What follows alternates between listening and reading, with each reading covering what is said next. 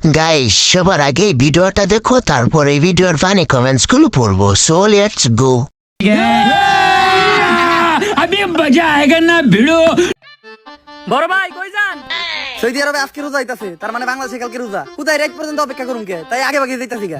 ঠিকই কইছেন ভাই, কিন্তু ভাই এই এক মাস তো আমরা থাকবো না, তাইলে দেশে শয়তানি করবো কেডা? আর আমার কাছে তো একটা শয়তানের দায়িত্ব আছে, এই দায়িত্বটা কারে দেওয়া যায়? বুদ্ধি পাইছি ব্যবসায়ী ভাই, এই নেন শয়তানের দায়িত্ব। এই এক মাস তো আমরা দুনিয়াতে থাকবো না, শয়তান এটা আপনা করে করতে হইব। প্রত্যেকটা জিনিসের দাম বাড়াই দিবেন, ছোলা, খেজুর, চিনি, এমনকি লেবুটাও ছাড়বেন না। এত দাম রাখবেন যাতে গরিবেরা কিনা না খাইতে পারে। এই এক মাস আমাদের জায়গাটা আপনা করে ধরে রাখতে হইব। এক মাস পরে আবার আমরা আইতাছি।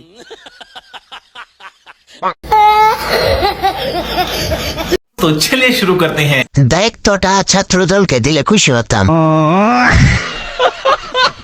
শয়তান ভাই অলরেডি আজকে লেবু কিনেছি 100 টাকা করে হালি। একটু হালকা করে ব্যবসায়ীদের ভরে দিল।